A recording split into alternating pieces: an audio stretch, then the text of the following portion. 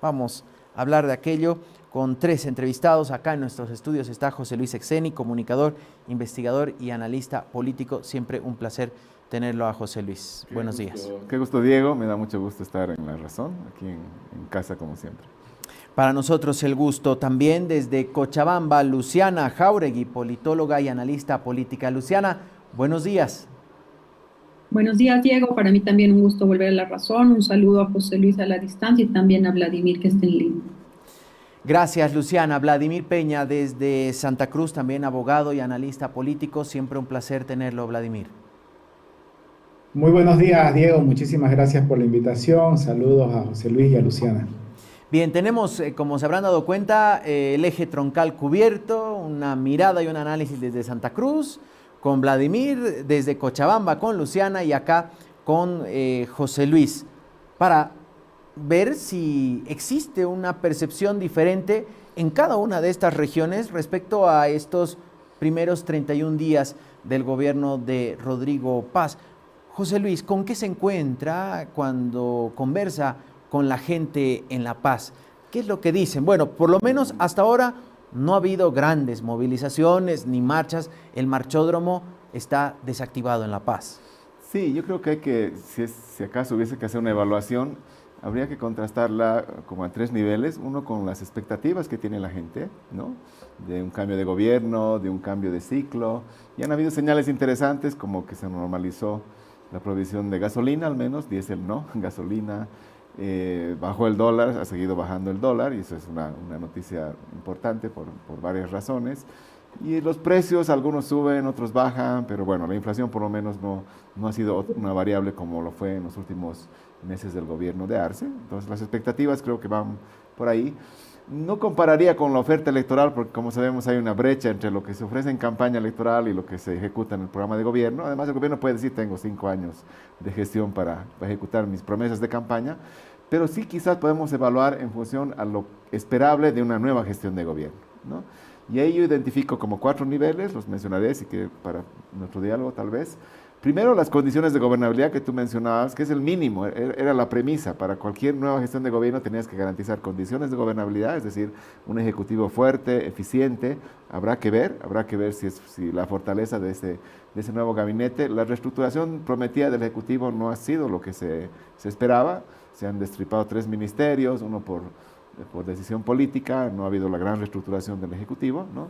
Pero bueno, hay un gabinete que está haciendo lo suyo, pero sobre todo vemos problemas de gobernabilidad en la Asamblea, ¿no? Ya se había advertido que habían no 4 fuerzas, sino 10 hasta 11 facciones, y ahora se está viendo eso dentro del propio oficialismo, ¿no? Las diferentes miradas, y eso, claro, condiciona y limita la capacidad decisoria del Ejecutivo, y en algún momento puede convertirse hasta en un escenario de parálisis decisoria y de bloqueo institucional, lo cual sería muy crítico. Entonces yo diría que en esta premisa de las condiciones de gobernabilidad, creo que todavía resta, hay problemas, es muy frágil, es incierta, ¿no? Y a partir de eso podemos evaluar los otros 3 grandes temas, que son el ajuste económico, la reforma político-institucional y todo lo que implica la unidad y la convivencia como país. Luciana, ¿qué se dice en Cochabamba?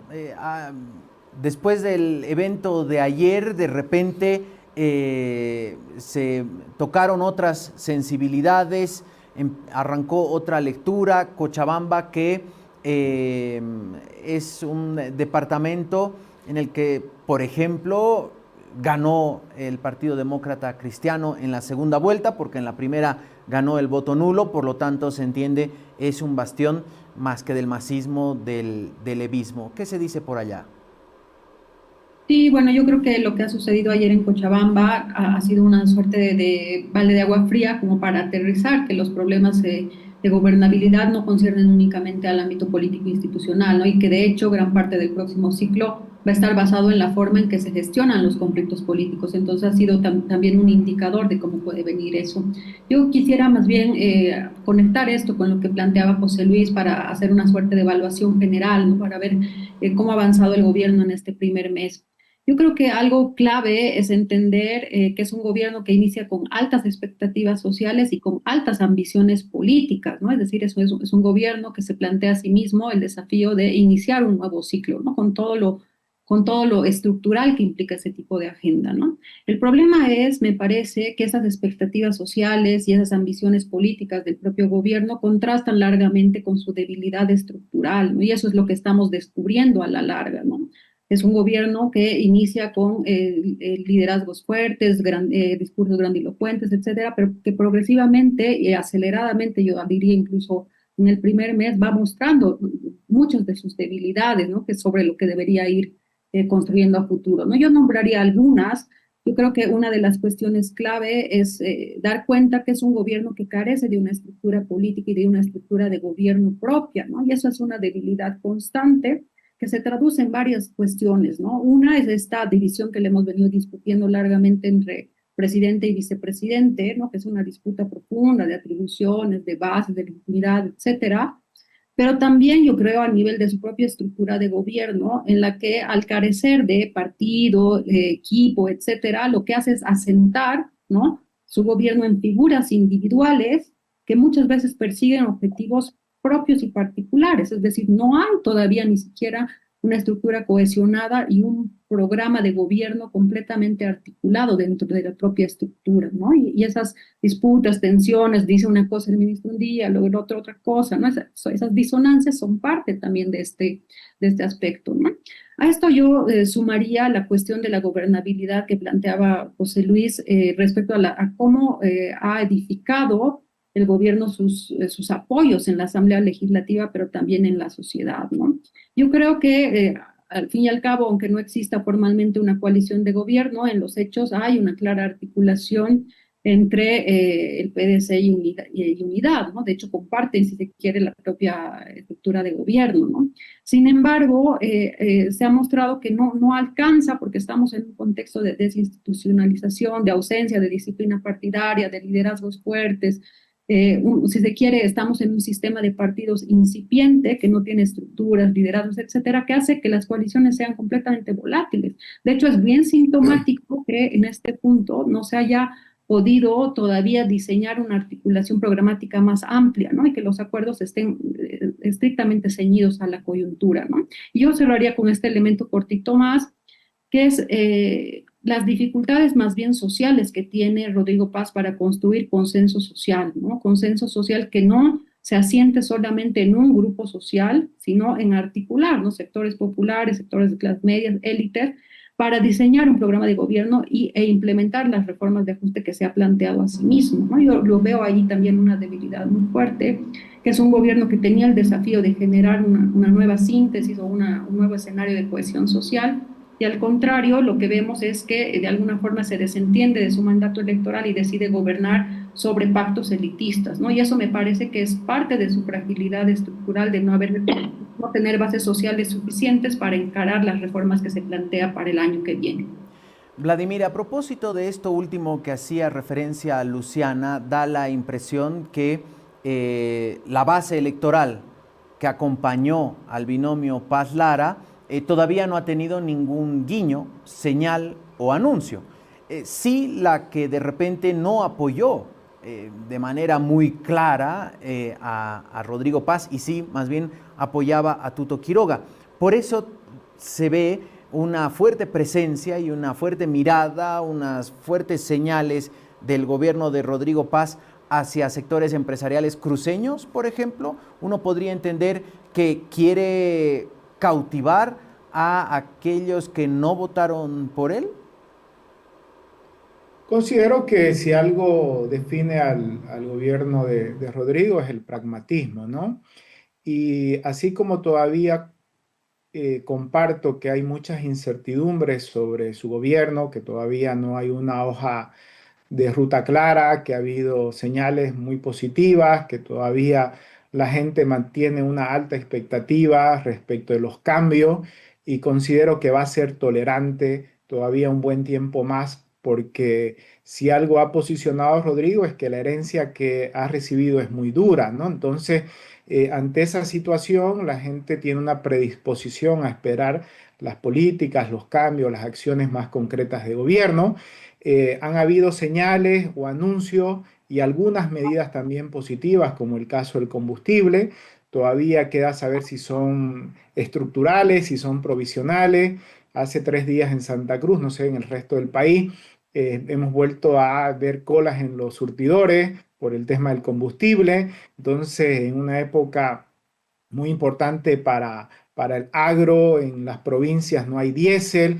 Entonces, vuelven otra vez los problemas que dejó Arce a ser parte de la cotidianidad en Santa Cruz. Y esto conecto con lo que decías, ¿no? Rodrigo, si bien no tuvo una amplia mayoría en Santa Cruz, pero en la segunda vuelta tuvo un 38%, nada desdeñable, pero es verdad que Santa Cruz votó masivamente a Tuto Quiroga. Y dentro de esa certeza, ¿por qué no apoyaron a Rodrigo Paz? Es porque en la campaña hubo una sensación de que Rodrigo podría ser el continuismo del MAS. Obviamente en la refriega electoral entre los dos grupos contendientes de la segunda vuelta. Entonces, eso que para mucha gente era una duda, si Rodrigo realmente era un opositor en términos de masismo-antimasismo, hoy se ha despejado, ¿no? Con estas señales que ha dado Rodrigo de venir a las instituciones representativas agroproductivas de Santa Cruz. Ayer estuvo en Cotoca, otra señal muy clara en Santa Cruz, en la fiesta de la Virgen de Cotoca. Entonces, mostrarse con el gobernador en los sucesos climatológicos que dañaron a un municipio en los valles, en San Maipata. Entonces, todas estas señales, pero fundamentalmente ligado al empresariado, pues han, creo, afianzado el liderazgo del presidente en que no es un presidente continuista del movimiento al socialismo. Y eso le ha generado, creo, tener mayor aceptación en Santa Cruz. Esto, insisto, no es definitivo porque hay cosas que reditúan positivamente y otras de forma negativa. Por ejemplo, el decir que el 50-50 ya no va a ser una acción política a desarrollarse en el 2026, lo que decías al inicio, Diego, ¿no? Que el ministro fue malinterpretado y han tenido que salir rápidamente con otro comunicadito a rectificar o a culpar a otros de la mala interpretación, pues yo creo que eso también tiene que ver con Santa Cruz, porque es un tema muy sensible.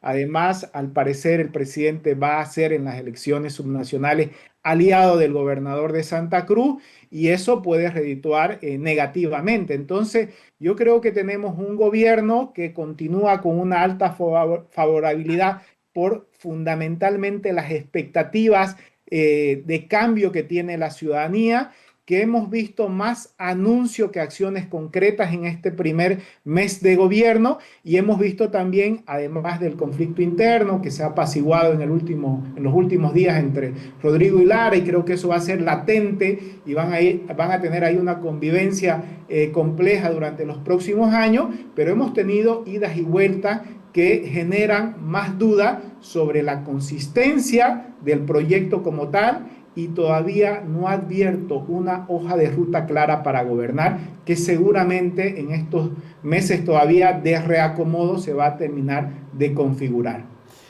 José Luis, ¿es muy pronto para pedirle al gobierno que dé muestras claras o, como decía Vladimir, que muestre la hoja de ruta? ¿Es un problema de que somos demasiado ansiosos o realmente creímos en que al día siguiente del juramento iban a estar listos los decretos del perdonazo tributario, de eliminar o reducir el IVA, el IT, todas aquellas promesas que buscaban formalizar la economía informal, ampliar la base impositiva del país, una mayor cantidad de contribuyentes, algo que llegado el momento de hacer los anuncios no se mencionó y se habló del impuesto a las grandes fortunas, que influye a 200 personas, por ahí ninguno de nosotros conocemos a alguno de ellos, y el impuesto al juego y la AJ, nada de lo que se había hablado en campaña. Se había dicho no al Fondo Monetario Internacional porque Tuto Quiroga decía hay que ir al fondo y rápidamente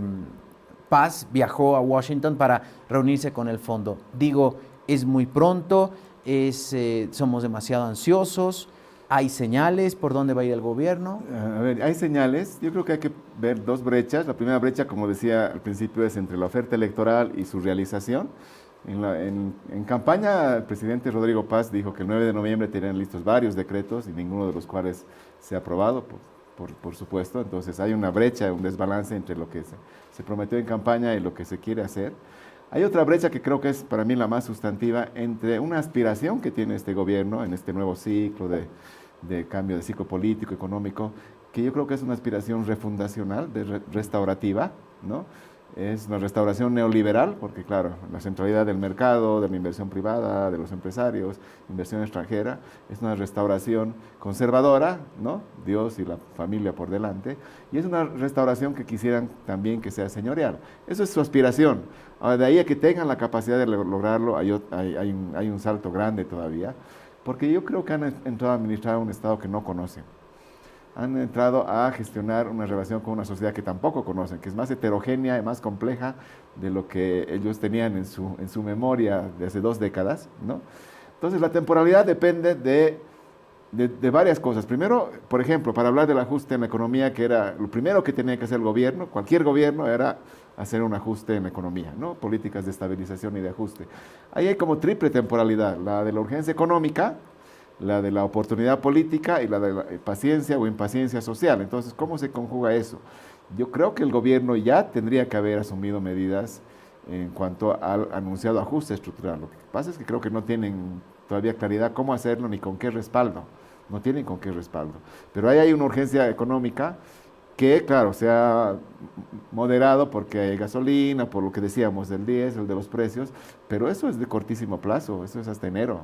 Entonces, si realmente no toman acciones estructurales de corto plazo, porque no han tomado ninguna acción estructural en estos 31 días, ¿no? Solo señales, como decía Vladimir, y digamos, otro tipo de grandilocuencia discursiva, como bien decía Luciana, pero no han tomado medidas estructurales. Entonces, están calculando un programa de estabilización y de ajuste, están conciliando con sus expectativas para las elecciones subnacionales de marzo, porque efectivamente hay una expectativa social, hay una paciencia social, sabemos que han encontrado escombros, eso es cierto, han encontrado escombros en la institucionalidad, en la economía, pero ya acusar al anterior régimen o gobierno les va a durar un poco más, después ya no va a servir.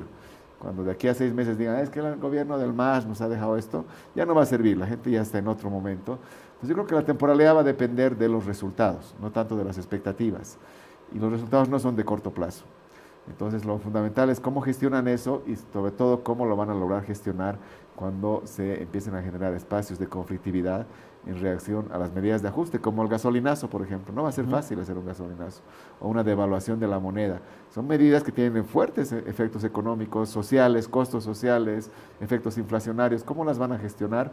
Yo ahí no los veo todavía con el físico y la solidez como para sostener ese tipo de medidas. Porque además en medio están las subnacionales, que van a ser casi plebiscitarias. ¿Y de qué manera se reconfigura el poder territorial? Sí, no estoy seguro que sean tan plebiscitarias porque siguen otras lógicas, más de liderazgos y de organizaciones regionales, departamentales, locales, pero claro, el gobierno, me imagino que irá con el MIR, Rodrigo Paz aspirará tener algunas gobernaciones, algunas alcaldías en ciudades capitales, habrá que ver cómo se da ese balance de fuerzas con su vicepresidente, que ahora está en la otra vereda, qué va a pasar con el evismo, con el masismo, con todo el campo plurinacional popular y sobre todo los liderazgos locales. Yo creo que va a haber una recomposición, se completará el paisaje político, pero más allá de ese momento electoral que ya sigue un largo ciclo electoral, más estamos 1 año y medio en eso, yo creo que lo que la ciudadanía va a empezar a exigir son resultados. Luciana, en esto que apuntaban Vladimir y José Luis, esta visión del gobierno que apelaba al voto al voto nacional popular, diríamos, porque era lo que quedaba, básicamente. Entonces les hablaban, llegado el momento, muestra un pragmatismo y más bien un acercamiento hacia una cierta élite económica, algo que criticaba de su adversario, pero que finalmente acaba demostrando que Rodrigo se posiciona a la derecha, no es ni por si acaso sospechado de ser el continuismo del masismo, salvo que alguien diga lo contrario, pero creemos que está posicionado a la centro derecha del espectro político. En ese sentido, ahí se les complica la situación a quienes se creían los líderes de la derecha. ¿De qué manera esta diríamos, reconfiguración del mapa, y la presencia de Rodrigo Paz va a complicar a la derecha boliviana porque él ya se convierte en el referente de este espectro. Sí, yo creo que para eso es clave entender que el gobierno de Rodrigo Paz es un gobierno que carece de una base social orgánica, ¿no? Eso me parece clave y decisivo, porque eso explica por qué este gobierno desde el inicio tiene que cabalgar sobre dos tipos de votantes, ¿no? De sectores sociales, ¿no? De hecho, esa legitimidad dual, ese dilema de legitimidad dual del gobierno se expresa en el propio binomio presidencial, ¿no? Tú tienes un Lara que responde a otra base social y tienes un Paz que ha decidido responder a otra base social, ¿no? El problema, me parece, es que eso inviabiliza las condiciones políticas para hacer reformas de gran alcance, que es lo que se ha planteado, ¿no? Y en realidad lo que ha terminado por suceder es que cuando Rodrigo Paz asume el gobierno se enfrenta al proceso, a la complejidad concreta de gobernar, ¿no? De cómo construir gobernabilidad. Y ahí me parece que en ese dilema de tener aliados en el legislativo, partidos de derecha, y al mismo tiempo tener un votante popular, lo que hace Rodrigo Paz es hacer un cálculo estratégico muy mínimo de asegurarse una posición segura en términos de control del legislativo para poder gobernar y desde ahí dar algunas señales ya casi netamente simbólicas al votante popular, ¿no? Pero eso, ¿qué es lo que produce? Lo que produce es que Rodrigo Paz termina absorbiendo a los sectores sociales, económicos, políticos, etcétera, que en su momento representaba Tuto Quiroga, ¿no? Al final, como tú muy bien lo decías, Diego, Rodrigo Paz termina siendo el representante del proyecto de derecha que en su momento lo encarnaba Tuto Quiroga. Ahora, ¿cuál me parece que ahí es el problema, ¿no? Yo ahí sí coincido con lo que dice Vladimir, que también sería equivocado asumir que Rodrigo Paz ya ha construido una coalición mínima para llevar a cabo reformas estructurales. A mí me parece que la coalición de Rodrigo Paz se está formando y es una coalición que está basada en una tecnocracia, en organismos internacionales y empresarios, ¿no? Básicamente esa es un poco la coalición mínima a la que está apuntando Rodrigo Paz. Pero me parece que esas lealtades son también frágiles, ¿no? Es decir, el apoyo del empresariado también está condicionado en función a que se cumpla o no se cumpla su agenda. Las propias alianzas partidarias, sobre todo Tuto Quiroga, pero podríamos incluir ahí a Súmate, incluso a la propia unidad, no se terminan de comprometer tampoco del todo con el gobierno, ¿no? Hemos visto esos distanciamientos, ¿no? En el fondo lo que estoy queriendo decir es que si bien Rodrigo Paz se hace cargo de la agenda de derecha, tampoco es un representante directo de la derecha, ¿no? Eso por un lado. Y lo otro viene del campo popular que José Luis mencionaba, que también me parece muy complejo, porque al final se trata de un gobierno que no ha terminado de leer las transformaciones sociales que ha tenido el país en el último tiempo y de sectores populares altamente empoderados política y económicamente que están buscando también un lugar, ¿no? En términos de reparto de poder, ¿no? Y en términos también de las políticas económicas que se vayan a tomar a futuro, ¿no? Entonces, en el fondo, a mí me parece que este dilema de legitimidad dual sobre el que cabalga Rodrigo Paz entre la élite y lo popular no se resuelve, y de hecho va a ser una constante dentro de su gobierno en el que él se va a ver constantemente en la disyuntiva de tomar decisiones a favor de unos y en desmedro de otros, ¿no? De hecho, su capacidad de resistir, de subsistir e implementar políticas más sustantivas requieren necesariamente producir una síntesis ahí. Y me parece que el gobierno de Rodrigo Paz, al plantearse como un gobierno de inicio de ciclo, no ha entendido que en realidad es un gobierno bisagra, ¿no? Que tiene que terminar de cerrar el anterior ciclo y crear condiciones para abrir uno nuevo, ¿no? Yo creo que esa naturaleza de su gobierno y finalidad de su gobierno no está clara ni siquiera para ellos, ¿no? Y que contrasta largamente con sus posibilidades reales. Y Vladimir, ¿de qué manera todos estos ingredientes que fue mencionando Luciana se van a ir agravando o intensificando conforme arranque la carrera de las subnacionales?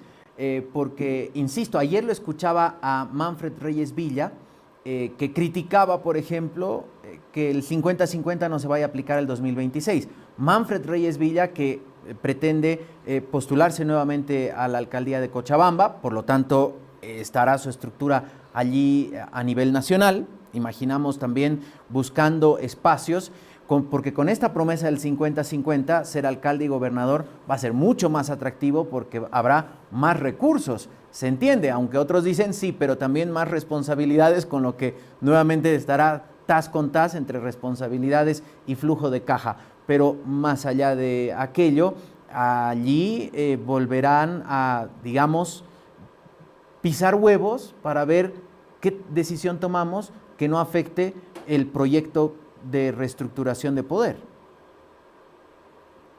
Considero que es una virtud la de Rodrigo, dadas las condiciones y sobre todo pensando que el país votó en términos de despolarización política en agosto de este año en la primera vuelta, la ambigüedad con la que se mueve, ¿no? Esa ambigüedad ha sido suficiente para no incomodar demasiado a unos y a otros. Cuando Luciana habla del el voto popular, la clase popular y la élite, pues bueno, yo creo que por ahora es una ecuación que les ha salido bien. Rodrigo ganó con el voto de la clase popular y está gobernando también con las élites de este país. Entonces, ¿cuánto eso durará? Y si eso es compatible, lo veremos en los próximos meses, cuando haya que ir tomando decisiones más complejas y más profundas, si es que acaso la toman. Pero por ahora, tener un presidente que es capaz de hablarle a la clase popular del país y es capaz de reunirse con los empresarios del país, creo que no está mal. Nos hemos acostumbrado tanto a tener un país irremediablemente dividido, que si tenemos un presidente que llegó por las clases populares, tiene que ser el enemigo de los empresarios, o viceversa, un presidente que llega por las élites, que es incapaz de conversar con los sectores sociales de este país.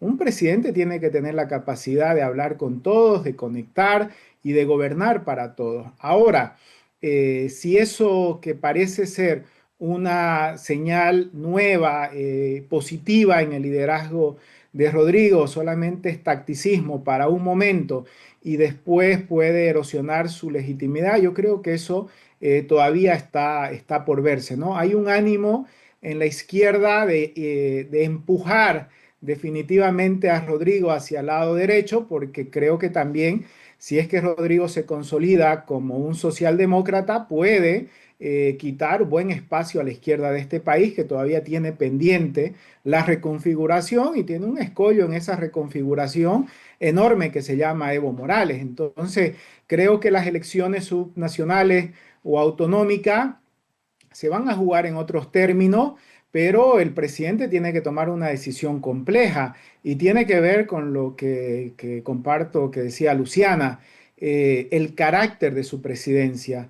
Rodrigo en la campaña, como ha dicho muchas cosas, también dijo que él era un presidente de transición y que no iba a buscar la reelección. Se entiende como un presidente de un mandato que hace el tránsito de un ciclo a otro, que su objetivo o que la finalidad de su presidencia es estabilizar un país, de volver a un cauce institucional más democrático, después de todo lo que ha pasado. Yo no lo tengo claro si eso sigue siendo la brújula por la cual dirige su gobierno, o como pasa siempre cuando está sentado en esa silla, querés comerte todo el pastel. En ese sentido, sí, el gobierno de Rodrigo ha pospuesto, como se infiere, las medidas económicas para marzo en función de un cálculo electoral de las elecciones autonómicas, creo que es un gran error, porque postergar medidas que todo el mundo ya asume son necesarias, irreversibles,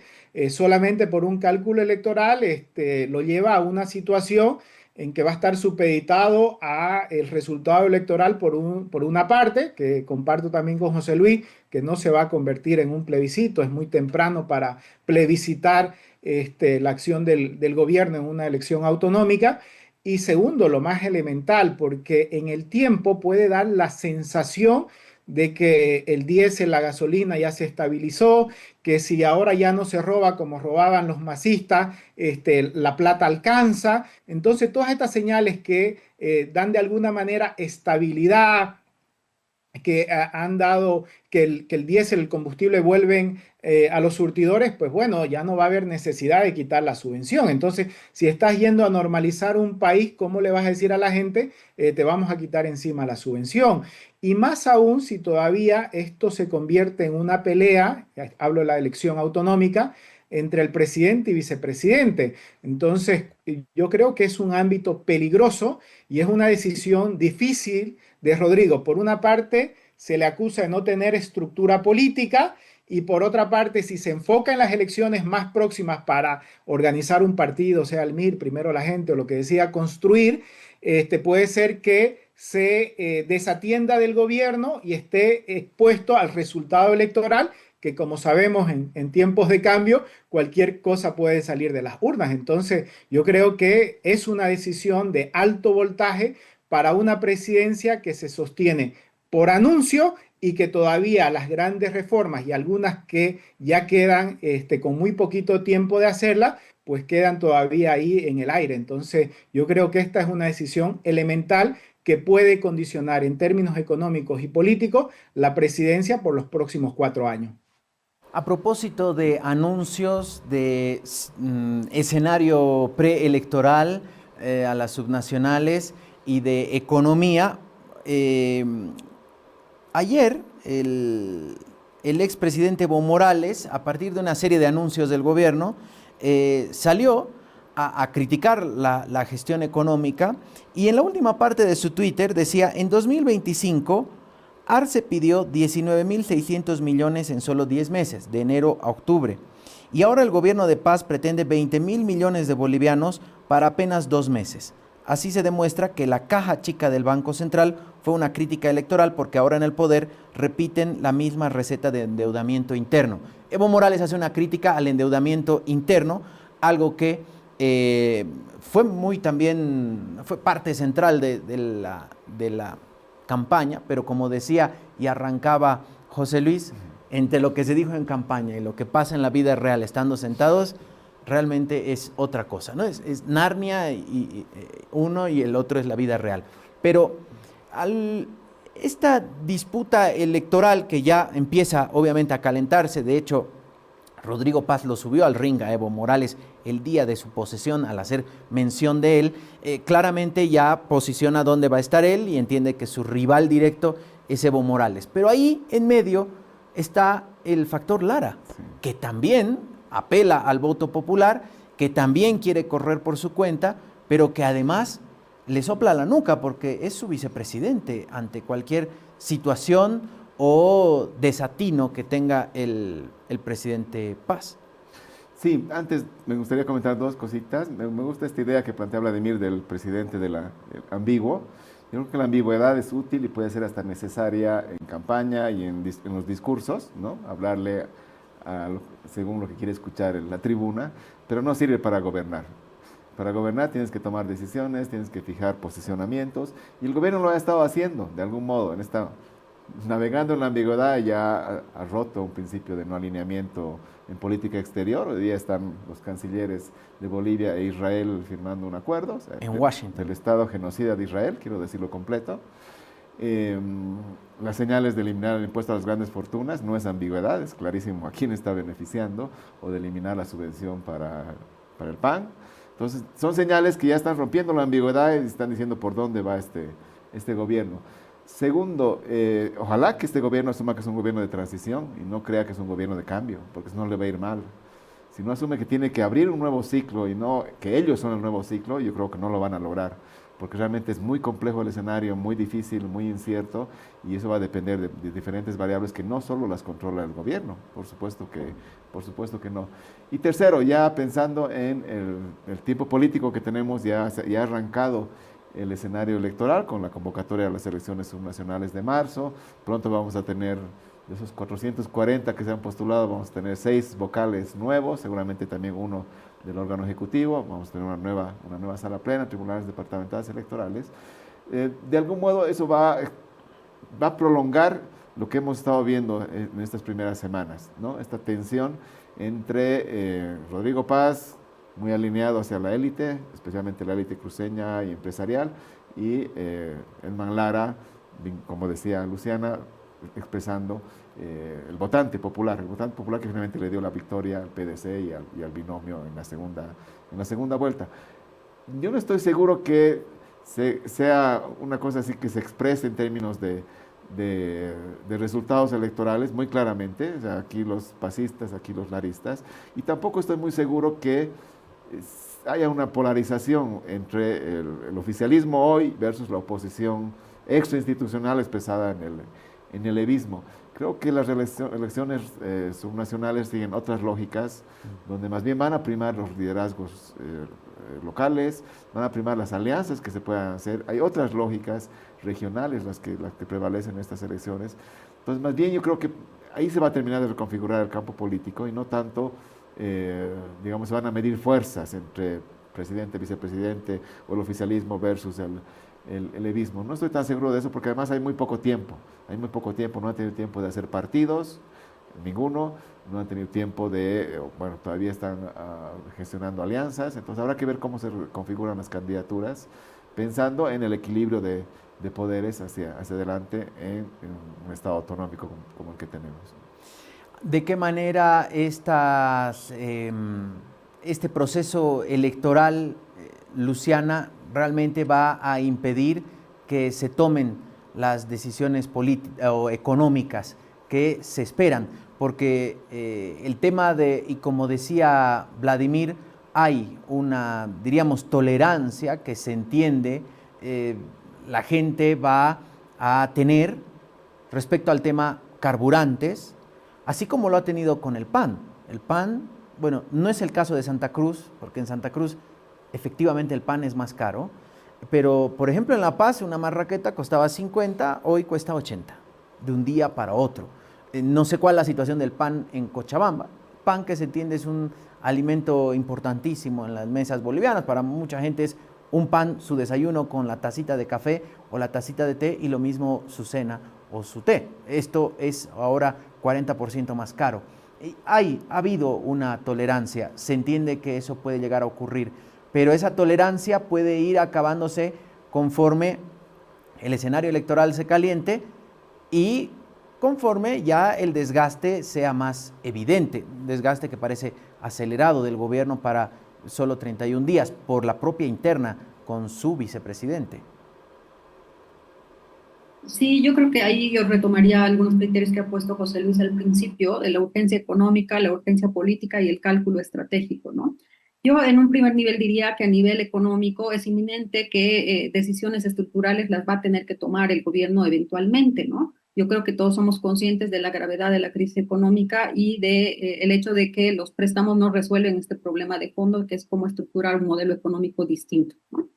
Pero yo ahí pondría una cuestión. Me parece que las condiciones políticas también son fundamentales y son relevantes en el sentido en que yo ahí diría que la crisis no ha alcanzado un nivel tal como para abrir una ventana de oportunidad y crear una disposición social a ajustes de shock, ¿no? Es decir, yo creo que la gente no está dispuesta a tolerar un cambio radical en su economía como significaría, por ejemplo, quitar la subvención a los carburantes. Yo creo, coincido con eso, Diego, contigo, en el que es tolerante a algunas cosas, pero a medidas más agudas y radicales, me parece que la reacción social va a ser distinta. Yo no veo un escenario de una ventana de oportunidad para ajustes de shock, ¿no? Como había, por ejemplo, en su momento en el UDP, etcétera. Ese escenario no hay. Y eso me parece que tiene que ver con que la crisis económica es estructural y profunda, pero en lo inmediato esa gravedad no se ve, ¿no? Eso yo diría en un primer nivel. Luego está la cuestión del cálculo estratégico, ¿no? Es inminente que el gobierno, por varias cuestiones, está postergando estas decisiones, ¿no? Una, yo insistiría en que no tiene una estructura de gobierno consolidada y una línea estratégica sólida, ¿no? Hay disonancias en su propia estructura de gobierno y no hay claridad en la ruta que se va a seguir. El otro elemento es la cuestión de las subnacionales. Claro, hay uno de los desafíos de Rodrigo Paz era suplir su ausencia de estructura política con gobiernos subnacionales que puedan apuntalar de alguna forma su gobierno. pero me parece que no estamos considerando que hay una transformación estructural del campo político, ¿no? Eso lo hemos visto a nivel nacional y eso se va a traducir también a nivel subnacional. ¿Y qué quiero decir con esto? Que las coordenadas que organizaban la política a nivel local también se van a difuminar y se van a transformar. Esta lógica oposición, oficialismo, por ejemplo, que estructuró las elecciones subnacionales durante el ciclo del MAS, me parece que va a ser mucho más difusa. Vamos a tener un escenario de alta competitividad, ¿no? O sea, donde vamos a tener un fraccionamiento todavía mayor al que hubo en las elecciones nacionales. Vamos a tener, ahí coincido con Vladimir, un escenario en el que el pragmatismo va a ser el principal indicador de alianzas y acuerdos políticos, ¿no? Es decir, donde de alguna forma las fronteras ideológicas se van difuminando, ¿no? Y aquí lo que juega más bien son alianzas mucho más pragmáticas, coyunturales, sectoriales, etcétera, ¿no? Y eso lo que te deja es más bien un escenario mucho más competitivo, ¿no? Donde no va a ser precisamente el gobierno el que defina lo que va a suceder, ¿no? Yo ahí coincido con José Luis en que hay disputas de órdenes más locales, con agendas mucho más sectoriales, además otro tipo de legitimidades que se están construyendo desde la gestión y la proximidad, que poco tienen que ver con estas dinámicas de la política a nivel macro, ¿no? Entonces, yo creo que eso dificulta todavía más el escenario porque tú tienes un presidente que se ha comprometido a hacer un proceso de descentralización profunda y lo que va a tener en realidad a nivel local es una heterogeneidad de fuerzas y sectores sociales con los que va a tener que negociar esta su agenda 50-50, ¿no? Donde, lo hemos visto ya hoy día, por ejemplo, donde esta agenda 50-50 ya no va a ser solamente negociada con las gobernaciones, sino con los municipios que están demandando también su propia cuota de reparto de poder ahí. Entonces, ¿cómo tú llevas a cabo una reforma de esa magnitud económica, política, territorial, en un escenario todavía de mayor fragmentación y pragmatismo a nivel territorial? ¿No? Eso complica y nos hace ver la dificultad para construir gobernabilidad ya no solamente a nivel horizontal con sectores, sino a nivel, si se quiere, territorial, ¿no? Yo creo que hay un desafío todavía mayor. Escuchábamos, Vladimir, al presidente hablar y reivindicar el discurso y el proyecto del federalismo, algo que no estuvo en agenda durante la campaña, pero que ya una vez hecho del triunfo, un día antes de la posesión en un encuentro con empresarios en Santa Cruz, agarró esta bandera y volvió a mencionarla en su discurso de posesión. Para algunos era correr sin haber aprendido a gatear, porque las autonomías como tal, como establece la propia Constitución, no se han terminado de implementar en el país y ahora queremos correr al federalismo.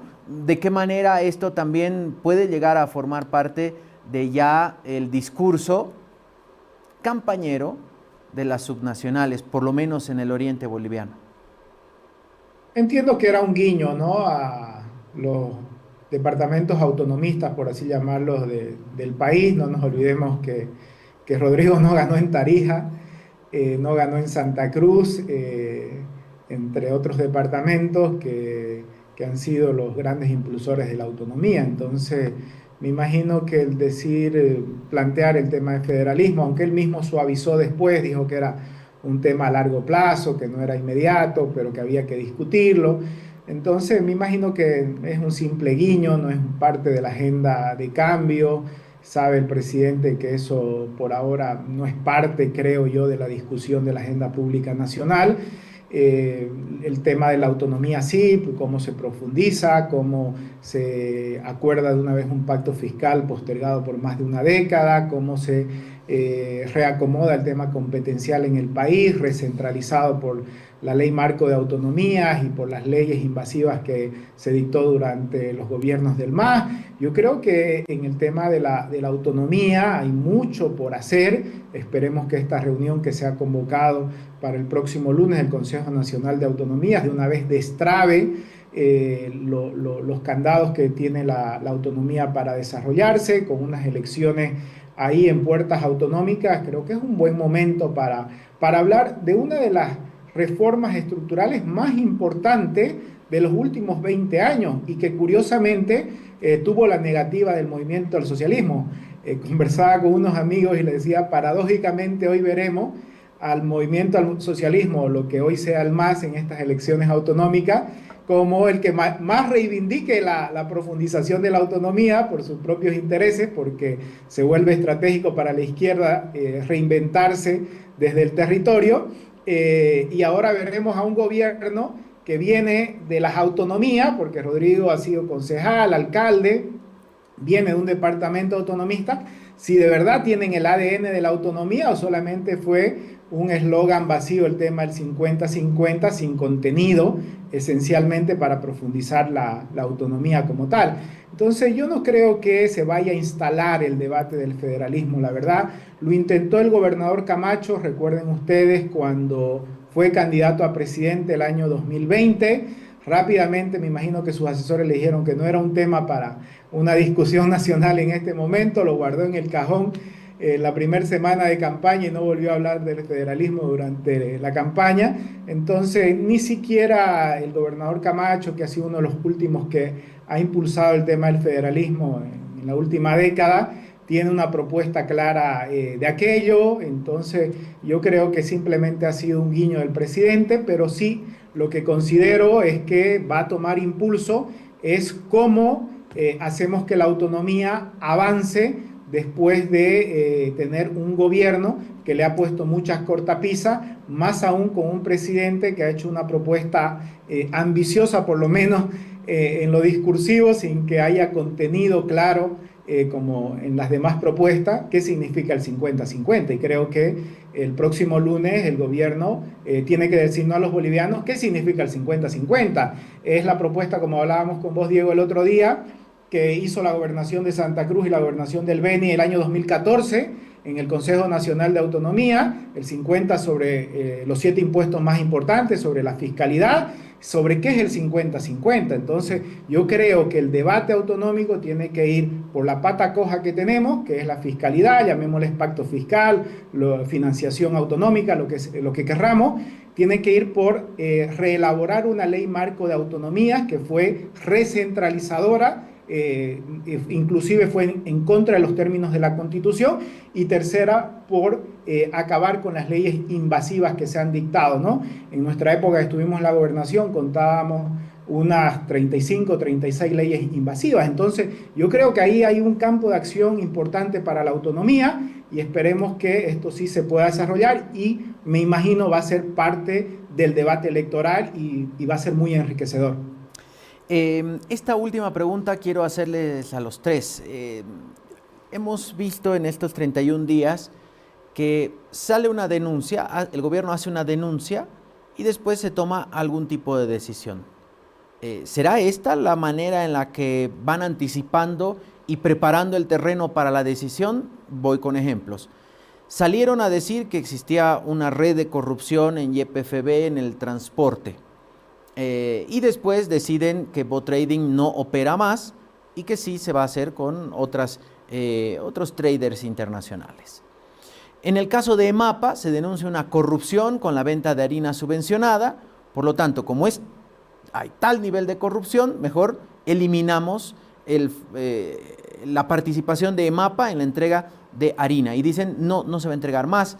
Ayer hablaban, por ejemplo, el maíz, algunos productores de porcinocultores que recibían maíz subsidiado de EMAPA para que la carne de cerdo no suba. Ayer en una entrevista el ministro Oscar Mario Justiniano decía, no, eso se levanta también. Entonces, así será con BOA, por ejemplo, que ahora tiene tantos problemas, todavía no tienen muy claro desde el gobierno si se va a privatizar, si se va a hacer una alianza público-privada, si se va a mantener como empresa pública, aunque ya hablan de un déficit de 215 millones de bolivianos en lo que va del 2025. Es como que nos van anticipando que conforme haya pus en algún lugar, mejor lo eliminamos, como el Ministerio de Justicia, por ejemplo. Sí, de algún modo esa ha sido la táctica, ¿no? Se me ha quedado mucho la frase del presidente, subvención es corrupción, ¿no? Para justificar que se elimine la subvención a la harina. Eso puede ser útil en tanto tengas denuncias. Cuando se terminen las denuncias ya no va a ser útil, primera cosa. Segunda cosa, tiene patas cortas, o sea, no puede, el justificativo mediático no puede ser una política pública, necesitas políticas públicas por sí mismas, no tanto en función a lo que vas descubriendo, lo que vas denunciando, o si ha habido o no ha habido casos de corrupción. Pues yo diría que sí, era previsible que van a entrar y decir, mostrar el gran desastre. Han pasado del estado tranca al estado cloaca y después al estado muerto, ¿no? Murió el estado. Era previsible eso, ya lo venían anticipando, pero claro, eso es de corto plazo, funciona en el corto plazo. Pero un poco para cerrar esto que decíamos, la urgencia económica, el cálculo estratégico político tienen que conciliarse con también los tiempos de la sociedad, la paciencia, la impaciencia social, ¿no? Que sí, puedes tener conciencia y decir, sí, hay que eliminar la subvención a la gasolina o al diésel, pero una cosa es decir que es necesario y otra cosa es aceptarlo en términos de ya los efectos que va a producir una medida de esa naturaleza, ¿no? Entonces yo creo que lo que está faltando es claridad. Yo veo, para cerrar, un gobierno no solo frágil, sino sin rumbo. No se logra ver cuál es el rumbo de este gobierno que va navegando en la ambigüedad con señales sueltas, sin políticas muy claras de hacia dónde va el horizonte, digamos, de futuro del país. Y habrá que ver, porque una cosa es esta difícil gobernabilidad que no la están pudiendo gestionar en la Asamblea, pero la más difícil, la más compleja, como sabemos, es la gobernabilidad en la calle, ¿no? Que, bueno, ayer ha habido una muestra penosa en Colcapirgua. Cuando tengan que enfrentar conflictos en las calles, en las carreteras, ahí es más complicado que solo lanzar un discurso o sumar aritméticamente una bancada. Luciana, los anuncios que anteceden a la decisión, o si quieren, el anuncio que antecede al anuncio de la decisión que vendrá. Bueno, yo ahí coincido un poco con José Luis en el que hay una clara estrategia discursiva de homologar el modelo estatista del MAS a corrupción, decadencia, despilfarro, etcétera, ¿no? Esa estrategia está clara.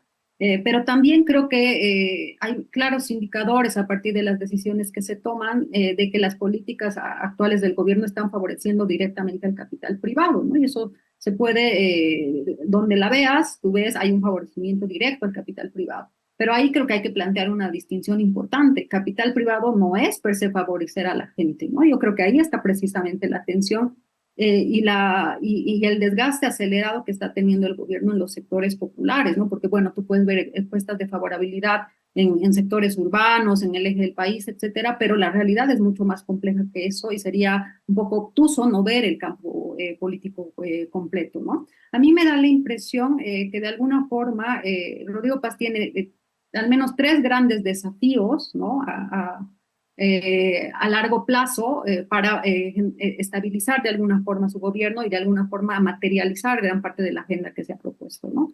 Una es claramente la política de reactivación económica, ¿no? Y que debe traducirse no solamente en estas medidas paliativas que vemos de momento con, qué sé yo, con el gas, el dólar, etcétera, sino reformas mucho más de fondo, pero que no tienen que ver solamente con el equilibrio macroeconómico, sino cómo tú generas compensaciones económicas directas para los sectores populares que van a ser afectados por la reducción de ingresos y la reducción del papel del Estado en la economía, ¿no? Ese es un desafío claro. La otra cuestión, me parece, es la cuestión de la reconstrucción institucional, ¿no? Yo ahí coincido con José Luis cuando él decía al principio, al final, incluso en el nivel de los ministerios y la reestructuración de los gabinetes, se ha visto claramente que hay una imposibilidad de materializar eso, ¿no?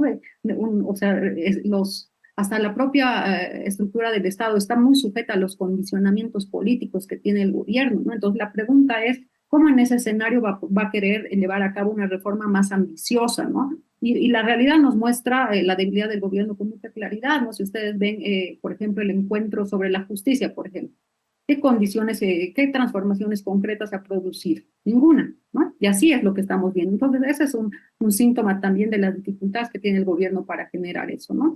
Y la otra cuestión, yo insistiría que es el problema de la cohesión y el consenso social. Eso no está resuelto, ¿no? A pesar de que, bueno, Vladimir decía, el pragmatismo es útil, yo creo que ha sido en un momento útil y es útil cuando existe hegemonía y tienes margen de acción para gobernar a favor de unos subordinando a los otros, pero en este momento estás con un gobierno que no tiene consenso social para llevar a cabo un programa neoliberal o una restauración, como planteaba José Luis. No existe ese consenso social en este momento, ¿no? De hecho, el propio PDC ha ganado con una agenda moderada, lo cual ya debería ser un indicador del Estado, la disposición social de la gente, ¿no? Entonces, a mí me da la impresión que gran parte del desafío es cómo va a conciliar el gobierno esta agenda estructural que se está planteando y postergando para el próximo año con la ausencia de una base social orgánica, porque los sectores de las élites le van a respaldar mientras les funcione, mientras que los sectores populares hay un claro escepticismo, ¿no? Yo resumiría el gobierno de paz con pactos elitistas y escepticismo popular. Esa es la configuración del poder sobre la que se asienta el gobierno de Rodrigo Paz. Entonces creo que hay ambiciones grandes y condiciones estructurales muy frágiles. A manera ya de conclusión. Considero que el tema de esta nueva configuración del gobierno del presidente hay que verlo con algo que decía en esta última parte Luciana, ¿no? ¿Qué se votó en la segunda vuelta? Se votó entre cambio radical y cambio moderado, ¿no? Tuto Quiroga tenía una agenda muy nítida de qué significaba su cambio radical, más allá que discursivamente en la segunda vuelta ya no haya utilizado cambio radical como tal y se ha ido más al centro, pero todo el mundo sabía lo que proponía. Y la gente votó un cambio moderado, pero un cambio moderado incierto. Y es esa incertidumbre la que todavía no termina de vislumbrarse qué significa ya ahora como gobierno. Es verdad que recién vamos un mes, hay una suerte de ansiedad por las acciones de gobierno, también el propio gobierno ha contribuido a generar una confusión, a incrementar la incertidumbre, pero considero que todavía el viento está a favor del presidente y del gobierno y creo que hay un tiempo razonable todavía para hacer las medidas. No lo veo con fatalismo. Ahora, de que se anuncie las medidas o los anuncios establezcan las medidas que vienen posteriormente en términos de lucha contra la corrupción, yo creo que ahí hay que ser muy mesurado en las palabras y en cómo se encara un problema estructural de la corrupción. Porque esto de la comparación entre el que llega y los anteriores no es nueva. Recordemos, Evo Morales llevaba el segundo mandato, ya iba por los 8 o 10 años de gobierno y sus discursos presidenciales o sus mensajes seguían en la comparativa de los años 90. El único que creo que se salvaba era Simón Bolívar. Entonces es muy de la política boliviana esto de compararse con los anteriores, ¿no? Para tratar de mostrar todo lo que le dejaron y tratar de relevar los cambios que se están haciendo. Entonces yo creo que sí es importante graficar la herencia, lo que se está recibiendo como país, pero para desde ese momento señalar, gestionar y realizar las políticas públicas. Y en términos de la corrupción, hay dos elementos que creo hacen que la desafección ciudadana crezca. La excesiva corrupción que hay en el país, en todos los niveles, y segundo, el tema de la impunidad. Entonces, estos dos elementos terminan erosionando la democracia y también destruyendo nuestras instituciones. Entonces, ahora hay una oportunidad histórica de regeneración institucional. Entonces, yo creo que ese es un elemento que no se está viendo con la suficiente madurez que requiere el momento de cómo reconfiguramos, regeneramos nuestras instituciones de la democracia. Por ejemplo, el presidente dijo 15.000 millones de dólares es la corrupción y que puede ser más. ¿Y eso qué sustento tiene? ¿Cómo se trabaja eso? La Comisión de la Verdad, ¿cómo va a sustentar los 15.000 millones de dólares de la corrupción que señaló el presidente? Entonces, yo creo que ahí lo otro que hay que hacer es cómo se lucha contra la corrupción, con el mismo esquema que dejó el movimiento al socialismo, con una fiscalía sometida, con una justicia dócil, con una contraloría irrelevante y con un poder ejecutivo convertido en policía. Entonces yo creo que acá una tarea del Parlamento debería ser pensar rápidamente en la regeneración institucional. Y para la lucha contra la corrupción creo que es imprescindible recuperar la Contraloría General del Estado, el tema de la Procuraduría del Estado y darle cierta institucionalidad a las instituciones de la justicia. Sin eso, al final, la lucha contra la corrupción, la impunidad, la recuperación de los recursos públicos, se vuelve puro relato político y se vuelve al revanchismo, a la instrumentalización de la justicia, a la politización, a todas estas cuestiones que la gente ya está cansada. Entonces, la lucha contra la corrupción y la impunidad requiere instituciones creíbles y es algo que necesariamente tiene que ocuparse este gobierno, y considero que hay una oportunidad histórica por la predisposición social y por la fuerza parlamentaria que puede alentar estos cambios en las instituciones del Estado. Gracias, Vladimir Peña. Un fuerte abrazo hasta Santa Cruz. Muchísimas gracias a ustedes. Gracias, Luciana Jáuregui. Un fuerte abrazo hasta La Yacta. Gracias, un abrazo a todos. Y gracias, José Luis Exeni, por estar con nosotros acá esta mañana. A ti, Diego, un abrazo. Una última, ya por su experiencia en el Tribunal Supremo Electoral, ¿alguna vez se habían presentado 440 para ser vocales? Creo que es la convocatoria que más postulantes ha tenido, y eso que han sido muy pocos días. 4. Han tenido 4 días. Y para 2 presentar. eran fin de semana, sábado y domingo. Y 2 fin de semana, entonces realmente parece que hay mucha expectativa o mucha apetencia respecto al Tribunal Supremo Electoral. Habrá que ver cuáles son los criterios de elección, tomando en cuenta que por los tiempos va a ser una elección express en la Asamblea y han anulado hasta los exámenes orales, que eran muy importantes, ¿no? Esto en otros tiempos podría acusarse de que ya está cocinada la lista. Ah, ¿o seguro, no? seguro que sí. Si algo de esto hubiera pasado en los tiempos del MAS, hubieran dicho que era un simulacro para 6 vocales que ya estaban designados. Claro, vocales amigos, diríamos. Veremos quiénes serán los vocales ahora. Sí, ojalá que tengan conocimiento de materia electoral, porque van a entrar a administrar una elección en meses. Ojalá que demuestren imparcialidad, que no hayan tenido una camiseta puestísima, que sean equidistantes respecto a los actores políticos. No es muy fácil eso. Y que hagan cumplir el principio de legalidad, que es básico para una institución como el órgano electoral. Gracias, José Luis. Seguro lo convocamos cuando hablemos ya, cuando tengamos más o menos claro qué pasa en el Tribunal Supremo Electoral, lo vamos a estar convocando. Con gusto, Diego. Gracias. José Luis Exeni estuvo con nosotros.